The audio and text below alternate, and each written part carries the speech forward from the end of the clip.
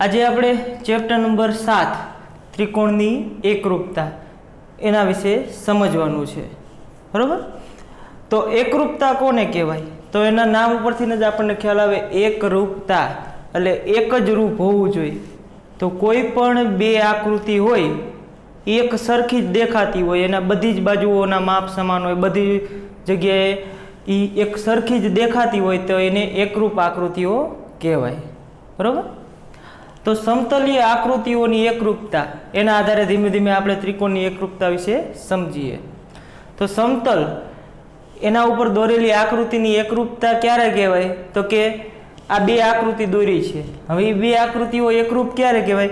તો કે આ આકૃતિને ઉપાડીને તમે આની ઉપર મૂકો અને બેયના માપ બધી જગ્યાએ એક્ઝેક્ટ કેમ એની કોપી જ આપણે બનાવી હોય, બરોબર, તો બે આકૃતિઓને એકરૂપ આકૃતિઓ કહેવાય।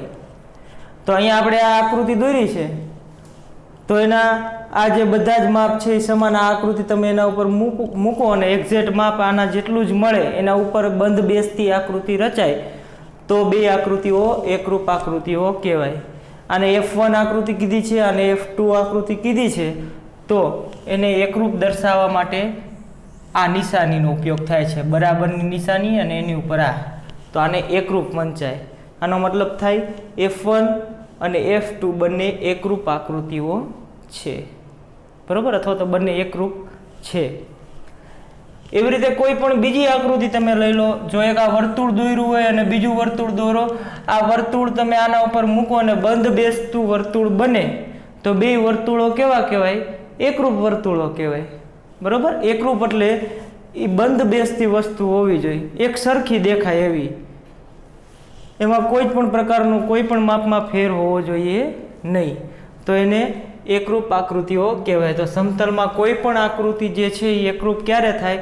તો કે બંનેના બધા જ માપ સમાન હોવા જોઈએ અને બંધ બેસતી આકૃતિ થવી જોઈએ। તો હવે રેખાખંડમાં એકરૂપતાની વાત કરી તો રેખાખંડ આ AB દોર્યો, આપણે રેખાખંડ CD દોર્યો, આ AB અને CD રેખાખંડ એકરૂપ ક્યારે થાય?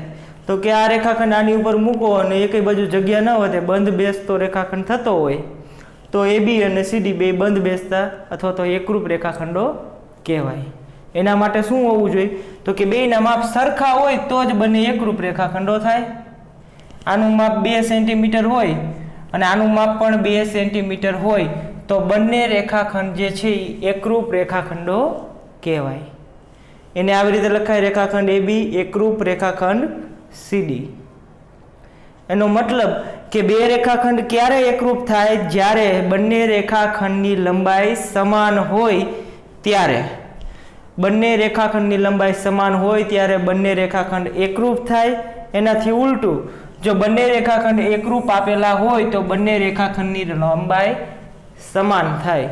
એવા 2 કે 3 કે 4 એના કરતાં વધારે રેખાખંડ આપેલા હોય અને એની એકરૂપતા વિશે પૂછવું હોય તો જો બધાના માપ સમાન હોય તો બધા રેખાખંડ એકરૂપ થાય અને સમાન માપ ન હોય તો રેખાખંડ એકરૂપ થાય નહીં।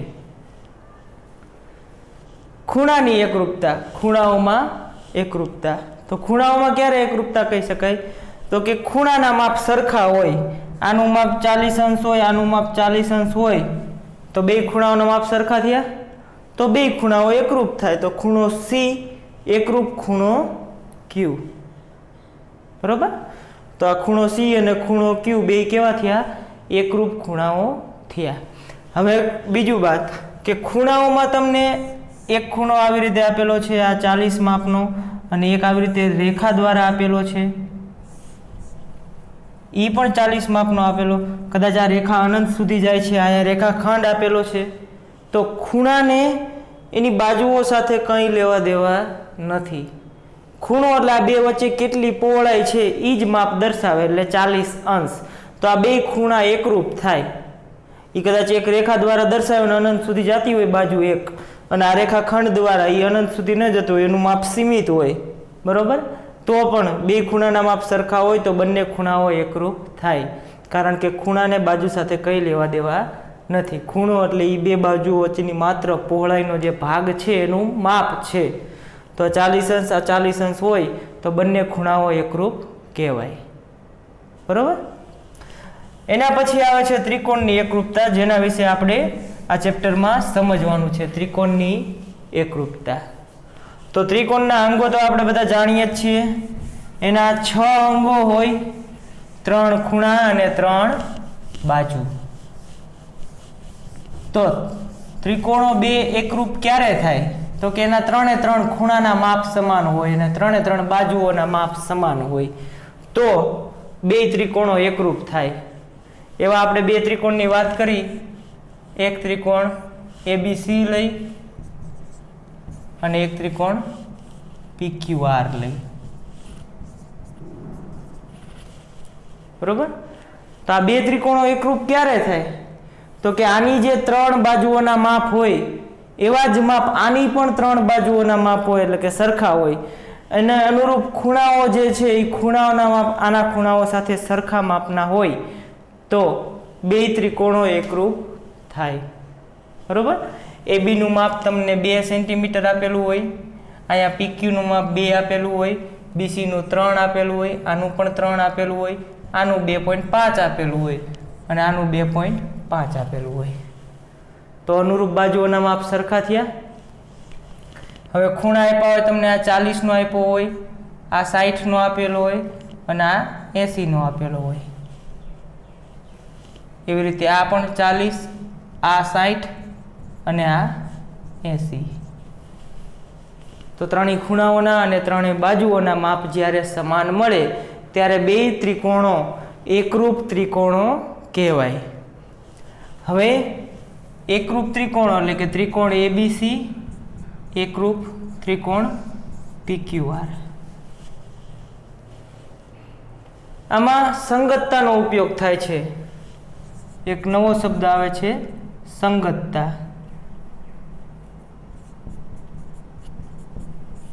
અને આ એની નિશાની છે. બરોબર?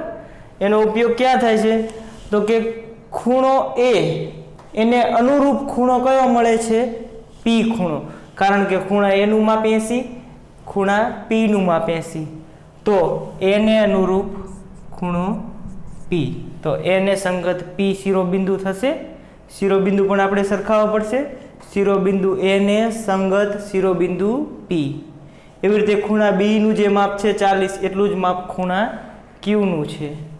તો B શિરોબિંદુને સંગત શિરોબિંદુ Q અને C શિરોબિંદુને સંગત શિરોબિંદુ R આપણને મળે છે. આ શિરોબિંદુઓ વચ્ચે સંગતતા. પછી ખૂણાઓ વચ્ચે પણ એવી જ રીતે ખૂણો A એને સંગત ખૂણો P, ખૂણો B એને સંગત ખૂણો Q અને ખૂણો R એને ખૂણો C એને સંગત ખૂણો R. અને બાજુઓ માટે પણ આવું જ લખી શકાય કે AB બાજુ છે, AB બાજુ એટલે કે AB રેખાખંડ એને સંગત PQ, BC રેખાખંડ એને સંગત QR અને CA રેખાખંડ એને સંગત RP. બરોબર? તો આ રીતે જે અનુરૂપ હોય એને સંગતતા વડે દર્શાવાય. આ સંગતતાની નિશાની છે. શિરોબિંદુઓ, ખૂણાઓ અને બાજુઓ. બરોબર? તો ABC ને અનુરૂપ PQR આ બે ત્રિકોણો એકરૂપ ત્રિકોણો ક્યારે કહેવાય? તો કે એની ત્રણેય બાજુઓના માપ સમાન હોય અને એના ત્રણેય ખૂણાઓના માપ સમાન હોય. હવે અહીંયા તો આપણે ABC અને PQR જે હતા એમના એમ જ લખ્યા છે. હવે આની જગ્યાએ તમને કદાચ આના કરતા અલગ જગ્યાએ માપ આપેલા હોય, એટલે કે આવી રીતે આપેલું છે, આ P, આ Q અને R આપેલા છે. આ ખૂણાનું માપ તમને 80 આપેલું છે, આ ખૂણાનું માપ તમને 60 આપેલું છે, આ ખૂણાનું માપ તમને 40 આપેલું છે. પછી આનું માપ 2 આપેલું છે, આનું માપ 2.5 આપેલું છે અને આનું માપ તમને 3 આપેલું છે. તો આ બે ત્રિકોણો એકરૂપ થાય કે ન થાય? તો એના માટે જોવાનું તો કે આનું એક બાજુનું માપ 2 છે, તો આ 2 માપ છે બીજી બાજુનું માપ 2.5 છે, તો આ 2.5 છે. ઈ બે બાજુઓ વચ્ચેના ખૂણાનું માપ 80 છે, તો ઈ બે બાજુઓ વચ્ચેના ખૂણાનું માપ 80 છે. હા. પછી ત્રીજી બાજુનું માપ 3 છે, તો આ 3. પછી 2 અને 3 બાજુ વચ્ચેના ખૂણાનું માપ 40. અહીંયા પણ 2 અને 3 વચ્ચેના ખૂણાનું માપ 40. 2 અને 2.5 વચ્ચેનું 80. 2 અને 2.5 વચ્ચેનું 80. 2.5 અને 3 વચ્ચેનું 60. તો 2.5 અને 3 વચ્ચેનું 60 છે. બરોબર. તો આ બે ત્રિકોણો એકરૂપ થાય. હવે આમાં તમારે એકરૂપતા દર્શાવવી હોય તો શું કરશો? તો ત્રિકોણ ABC એકરૂપ ત્રિકોણ, તમારે હવે એ ને સંગત કયું બિંદુ છે એ મેળવવું પડશે. એ ને સંગત કયું શિરોબિંદુ છે? તો એ 80 અંશનો છે, તો એ ને સંગત R છે. બરોબર. પછી બી ને સંગત 40 અંશ છે, તો 40 અંશ એટલે P. અને સી ને સંગત 60 અંશ વાળો ખૂણો કયો થશે? Q. તો ABC ને સંગત RPQ તમને સંગતતા મળે છે. તો ત્રિકોણ ABC એકરૂપ ત્રિકોણ RPQ આવી રીતે તેને લખાય. બરોબર. તો આ બાબતોને ધ્યાનમાં લઈને આપણે એક ઉદાહરણ 1 સમજીએ. એમાં ઉદાહરણ 1 માં તમને કીધું છે, રકમ વાંચો. શું કહે છે એમાં? ઉદાહરણ નંબર 1. ત્રિકોણ ABC અને ત્રિકોણ PQR ની સંગતતા ABC RQP માટે એકરૂપ છે. આ ABC ત્રિકોણ ABC અને બીજો ત્રિકોણ તમને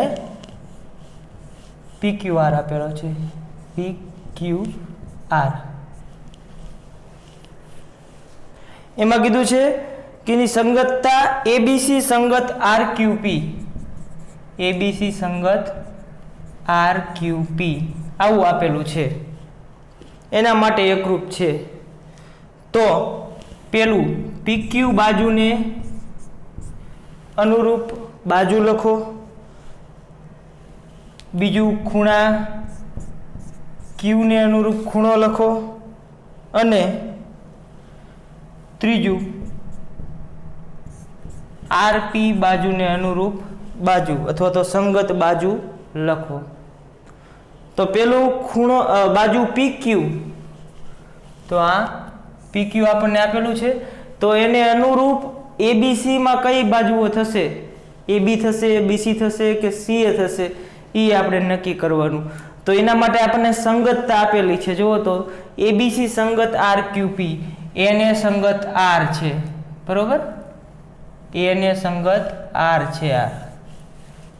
પછી B ને સંગત Q છે, એટલે આ B ને સંગત Q છે, અને C ને સંગત P, એટલે આ C ને સંગત P છે. આવી રીતે લખી નાખવાનું. એ ને સંગત શિરોબિંદુ સરખાઈ દો તો ઝડપથી મળી જાય. B ને સંગત Q અને C ને સંગત P. તો PQ બાજુ છે તો એને અનુરૂપ બાજુ કઈ થશે, અથવા તો એને સંગત બાજુ કઈ? તો P ને અનુરૂપ C મળે અને Q ને અનુરૂપ B મળે છે. તો PQ ને અનુરૂપ CB મળશે. તો PQ ને અનુરૂપ બાજુ મળશે, તમારો જવાબ થશે CB. પછી ખૂણા Q ને અનુરૂપ ખૂણો, તો કે ખૂણો B. એ આકૃતિમાંથી પણ જોઈ શકાય. ખૂણા Q ને અનુરૂપ ખૂણો B. અને RP, તો R ને અનુરૂપ A અને P ને અનુરૂપ C, તો AC થશે, AC બાજુ. બરોબર. તો આ રીતે આ સંગતતાનો ઉપયોગ કરી અને આવા જવાબ તમે મેળવી શકો. તો આ વાત થઈ ત્રિકોણની એકરૂપતાની. એની સંગતતા શું હોય છે? ત્રિકોણની એકરૂપતા એટલે કે કોઈ પણ ત્રિકોણ હોય એના 3 ખૂણાઓ અને 3 બાજુઓ કોઈ બીજા ત્રિકોણના 3 ખૂણા અને 3 બાજુઓ સાથે સરખા માપના અથવા તો સમાન માપના મળે તો બંને ત્રિકોણો એકરૂપ છે તેવું કહેવાય. તો એના આધારે આપણે સ્વાધ્યાય 7.1 ના પ્રશ્નોના જવાબ આપીએ. એમાં પેલું શું કીધું છે? નીચેના વિધાનો પૂરા કરો. એમાં એ ખાલી જગ્યા છે, બે રેખાખંડો એકરૂપ ત્યારે થાય જો, પછી ખાલી જગ્યા આપેલી છે. તો બે રેખાખંડો એકરૂપ ક્યારે થાય? તો કે જો બંને રેખાખંડની લંબાઈ સમાન હોય. ખાલી જગ્યામાં શું આવશે? જો બંને રેખાખંડની લંબાઈ સમાન હોય. પછી બીજી ખાલી જગ્યા એમાં કીધું છે બે એકરૂપ ખૂણાઓ પૈકી એક ખૂણાનું માપ 70 છે તો બીજા ખૂણાનું માપ ખાલી જગ્યા થાય. બરોબર? તો એક ખૂણાનું માપ 70 હોય અને બે ખૂણા એકરૂપ હોય તો બીજા ખૂણાનું માપ પણ કેટલું થાય? 70 જ થાય. તો ખાલી જગ્યામાં આવશે 70. પછી સી, જ્યારે આપણે ખૂણો એ બરાબર ખૂણો બી એમ લખીએ ત્યારે સાચો અર્થ શું થાય? આવું આપ્યું છે આપણને, ખૂણો એ બરાબર ખૂણો બી. આ બે ખૂણા સરખા છે એનામાં એટલો મતલબ શું થાય? એનો મતલબ કે બેયના માપ સરખા છે. માપ સરખા હોય એવું દર્શાવવા માટે આગળ તમારે માપ ખૂણો એ બરાબર માપ ખૂણો બી આવી રીતે લખવું પડે. તો આનો સાચો અર્થ આવો થાય. તો ખાલી જગ્યામાં આવશે માપ ખૂણો એ બરાબર માપ ખૂણો બી. પછી બીજું, એકરૂપ આકારના બે ઉદાહરણ રોજિંદા જીવનમાંથી આપો. બરોબર? એકરૂપ આકાર હોય એવા ઉદાહરણ રોજિંદા જીવનમાંથી આપવાના. તો રોજિંદા જીવનમાં તો આપણે રોજબરોજની જીવનમાં જે કોઈ વસ્તુઓ બધી ઉપયોગ કરતા હોય એમાંથી કોઈ પણ સરખી વસ્તુ હોય એ નામ તમે જાતે પણ લખી શકો. કોઈ પણ ઉદાહરણ, બે ખુરશી હોય, એક જ પ્રોડક્ટ હોય, આખી બે ખુરશી તમે એક જ જગ્યાએથી એક સેટમાં લાવેલા હોય તો બે ખુરશી તમે ઉદાહરણ તરીકે આપી શકો. પછી ચમચી હોય, થાળી કે વાટકા, એનો જે કંઈ સેટ હોય એમાંથી સરખી તો બે સેટ હોય એટલે તો સરખી જ હોવાની. બરાબર? પછી તમારી પાસે પેન હોય અથવા તો પેન્સિલ હોય, રબર હોય, એનો પણ સેટ હોય એટલે બે પેન્સિલ હોય એક જ કંપનીની હોય તો એ બંને કેવી થઈ? એકરૂપ વસ્તુઓ થઈ. તો આવી રીતે કોઈ પણ તમે જાતે ઉદાહરણ આપી શકો. તો એમાં કોઈ પણ બે ઉદાહરણ લખી નાખવાના. એના પછી ત્રીજો પ્રશ્ન છે, જો સંગતતા એબીસી સંગત FED માટે એબીસી સંગત FED માટે ત્રિકોણ એબીસી એકરૂપ ત્રિકોણ FED છે. એટલે બે ત્રિકોણો એકરૂપ આપી દીધા છે, એની સંગતતા આપણને આપેલી છે. તો બંને ત્રિકોણના બધા અનુરૂપ એકરૂપ ભાગ લખો. તો બે ત્રિકોણના એકરૂપ ભાગો લખવાના છે આપણે. તો પહેલા આપણે શિરોબિંદુની વાત કરી. તો એ ને અનુરૂપ કયું શિરોબિંદુ થશે?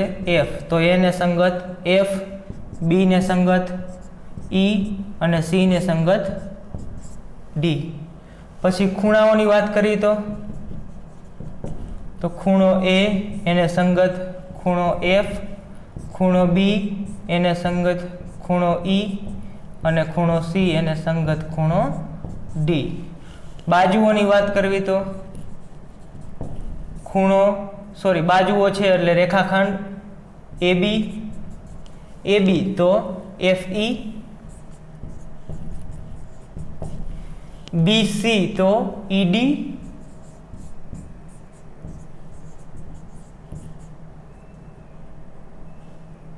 અને CA રેખાખંડ તો એને અનુરૂપ DF. બરોબર? બે ત્રિકોણ આપણને એકરૂપ આપેલા જ છે તો એના આધારે ખાલી આપણે અનુરૂપ અંગો કયા સમાન મળે એ લખવાનું હતું. તો શિરોબિંદુ મળે, ખૂણા મળે અને બાજુઓ મળે. એના પછી ચોથું, ત્રિકોણ DEF એકરૂપ ત્રિકોણ BCA હોય તો DEF ના નીચેના અંગોને અનુરૂપ ત્રિકોણ BCA ના ભાગ લખો. બરોબર? તો સ્વાધ્યાયનો છેલ્લો પ્રશ્ન છે એમાં આપણને બે ત્રિકોણો એકરૂપ આપેલા છે. ત્રિકોણ DEF અને એને એકરૂપ છે ત્રિકોણ BCA. બરોબર? તો આના નીચે જે આપેલા છે અંગો એને અનુરૂપ BCA ના અંગો લખવાના છે. DEF ના અંગો તમને આપેલા છે. તો એમાં આપેલું છે પેલું ખૂણો E. તો આના ઉપરથી સંગતતા કઈ થાય? તો કે DEF ને સંગત તમને આપેલું છે BCA. એમાં ખૂણા E ને સંગત ખૂણો કયો થશે? ખૂણો C થશે. તો ખૂણા E ને સંગત ખૂણો E. બીજું છે EF બાજુ. EF બાજુ આને સંગત બાજુ કઈ થશે? તો કે EF ને સંગત થશે CA. પછી ખૂણો F, તો એને સંગત ખૂણો થશે A, ખૂણો A. અને DF બાજુ, DF, તો DF એને અનુરૂપ BA. બરોબર.